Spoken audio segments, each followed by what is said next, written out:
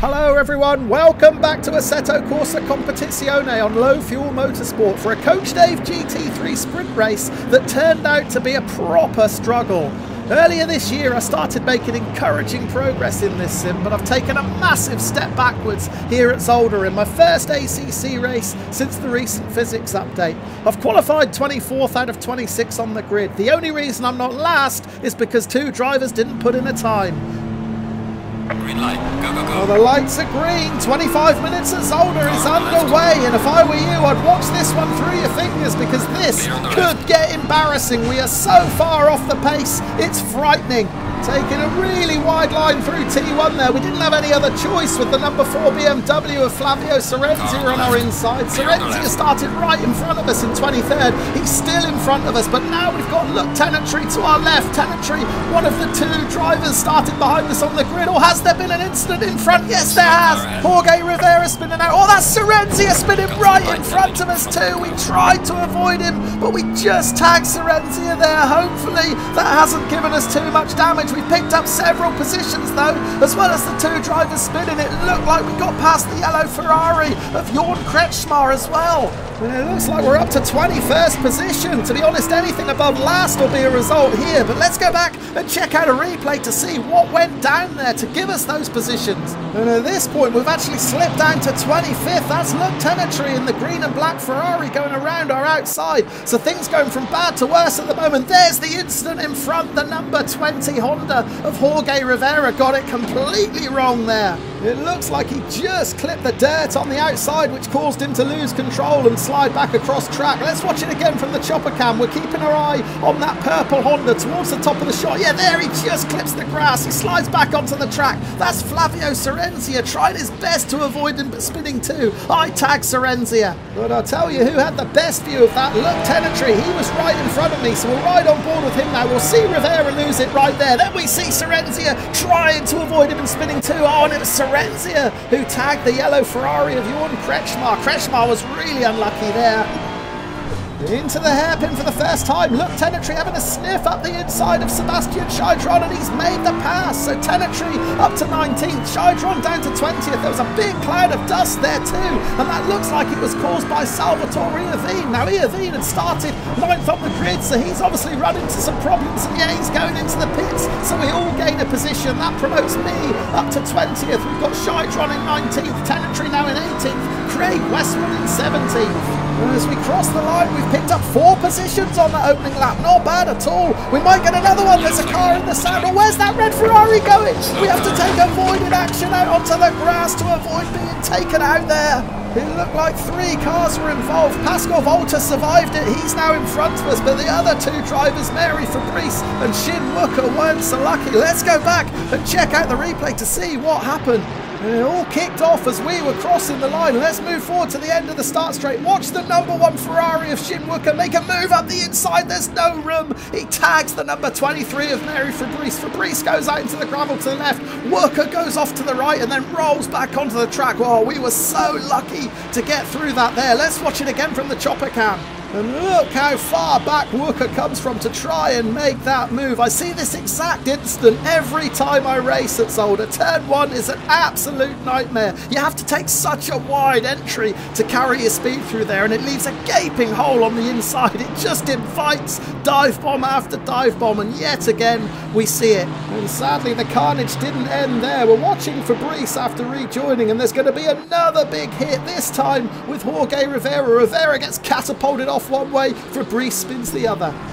Well, astonishingly, we're actually making progress here. We're only 1.5 laps into the race, but already we're up to 18th in hot pursuit of Pascal Volta in 17th. Now, admittedly, none of these overtakes have been down to my skill. It's all been freebies, but we've got to take them where we can get them. And we might get 2 more here because Volta's just run right into the back of Scheidron. They've both gone at the chicane, and that puts us up into 16th.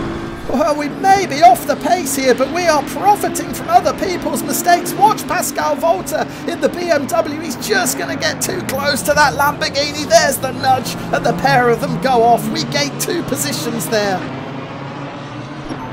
Lap 3 then, and things are going far better than I could have ever imagined. We're up to 16th position. That's a gain of 8 places from where we started some 5 minutes ago. There's traffic cones flying everywhere ahead. Now we've got Pascal Volta behind us. He ran in really hot into this chicane a lap ago and he almost does it again. Thankfully, there's no contact this time like there was with Shaidron last time around. So we're in 16th position, about 1 second shy of Luc Tenetry in 15th, and then it's Craig Westwood in 14th. Now we know we've not got the pace to match any of these guys, but if I can just use them as a target, I may be able to get dragged along and stay in touch with this battle for 14th. But I always knew I was going to be up against it here. I just haven't got the time to invest in practicing ACC, and if there's one thing this sim needs, it's practice. We haven't even used the setup here. We're running default aggressive with a couple of minor tweaks to traction control and tyre pressure. Oh, look ahead, look, Tenetry making a move up the inside into T1 to snatch 14th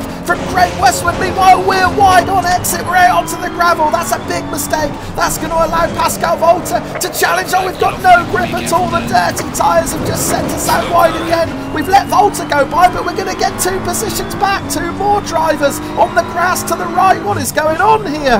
Incredibly, we've just made our biggest mistake of the race and we've come out of it a position higher. Right, let's take another look at the replay. First, my mistake. I just missed the apex into T1. Got a bit of a slide on. That sent me out onto the dirty stuff. And then at the next corner, I've got no grip at all. A bit too much speed as well. I flew in there. But look to the right of the screen. There's 2 cars on the grass. That's Hertz, Axel and Oscar there. They must have had a coming together. Let's watch the replay. I'm waiting for the contact. Where is it? Yeah, there it is. It was Axel, the driver behind, who just tagged there, and the 2 Audis go out. We're up to 15th.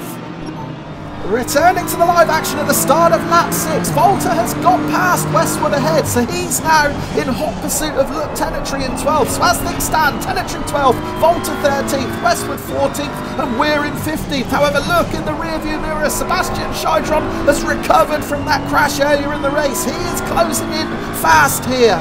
We're only 0.7 of a second behind Westwood now, but the gap's even smaller. Back to Shaidron behind, now just 0.6 of a second. And I know I'm down on pace compared to these guys, but it really does help when you've got a target to chase. I actually feel like I'm closing in on Westwood in that Ferrari as we approach the chicane. Oh, Westwood takes far too much of that inside curb. He has gone. Well, I may be useless at this combo today, but at least the other drivers are throwing themselves off into the barrier left, right and centre. Westwood out, we're up to 14th.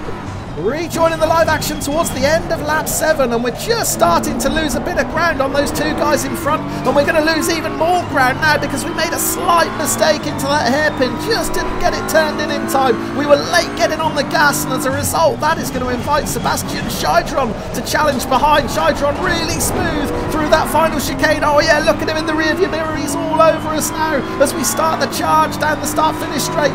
We're on to lap 8 now. I've got to be aware of a potential dive bomb. We've seen it so often into turn 1 at Zolder, and there it is. Shaidron making a move up the inside. Now I'm going to deliberately hang it out wide here because I know if I can just hold my line, I'm going to have the inside for these upcoming right-handers. What's important now is we stay alongside Shaidron. We don't want to let him close the door. As long as I've got that inside line, we may get the position back, and it's looking good. We're going to hold firm here, and we have grabbed that position back.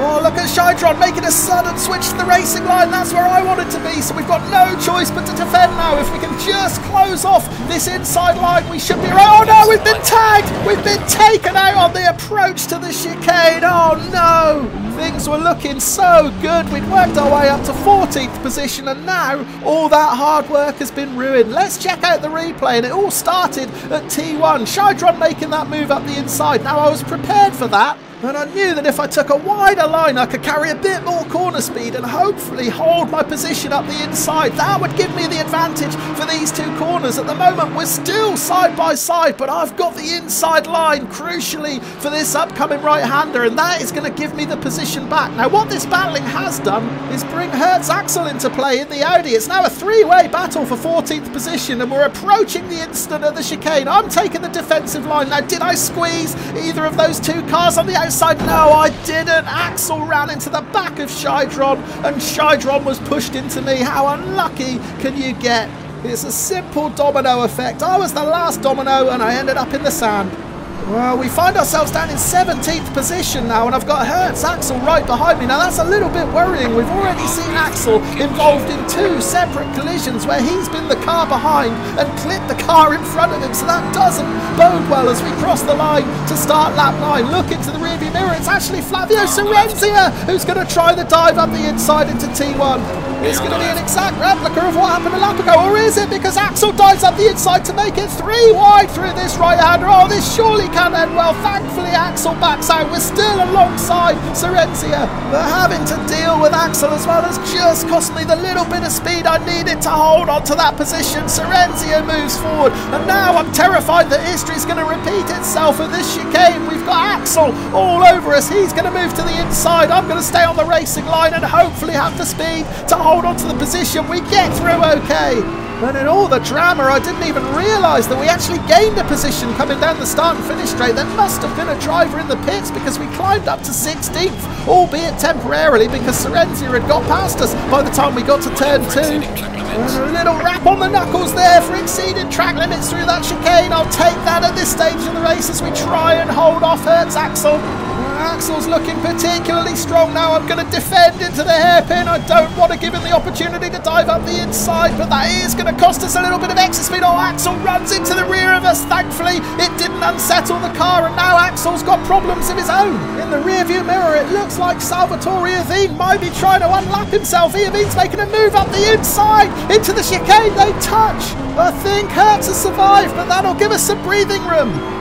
Yeah, for the second lap in succession, I had to deal with someone slinging it up the inside of turn 1. I was expecting it to be Hertz, but it wasn't. It was Flavio Cerenzia who tried the move with 3 wide at this point. Once again, I try and hold the inside line to maintain position. I managed to hold off Hertz, but I wasn't able to hold off Cerenzia in that BMW. Had I just stayed alongside him here, I would have been able to pull off the same move as a lap ago, but it wasn't to be this time. However, I was more relieved that we didn't all come to grief at the chicane, and we almost did at the hairpin. There's the nudge from Hertz, and that actually costs him big time because that black Ferrari behind him now is a lap driver. That's Salvatore Iovine, and watch Iovine, he's going to try and unlap himself up the inside into the final chicane. There's not enough room, there's contact. Iovine spins round. Hertz doesn't, but it's cost him valuable time.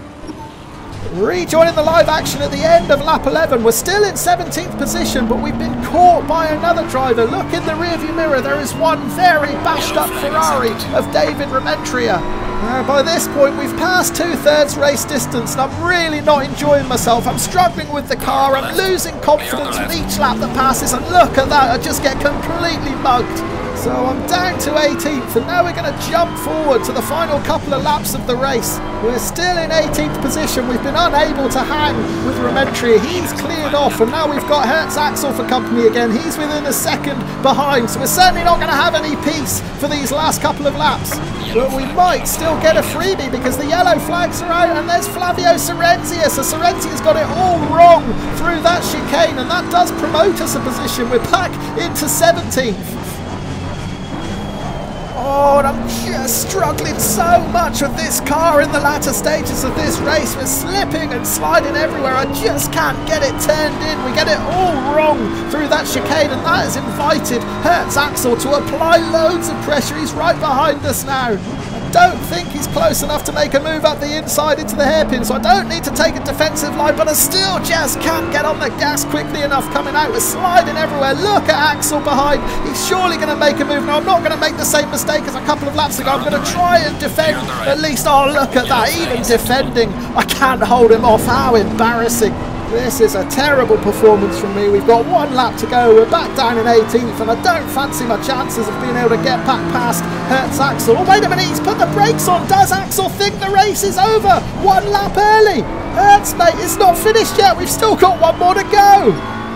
Well, at least I'm not the only one who's going to finish this race feeling embarrassed. We'll have a look at that again, but before we do, this is Flavio Cerenzia getting it wrong in the chicane. Yeah, took too much of the curb, and that sends him out onto the grass. That gave us 1 position, which we promptly lost at the end of the lap against Hertz Axel, who thought he was making a last gasp move in the final turn here. He thought his race was done once he made this pass, but as we crossed the line, Axel cracked open a celebratory beer, only to realise that we still had 1 more more lap to go. Yeah, watch Axel here. He crosses the line, immediately eases off. We get the position back and make a hurried break for it.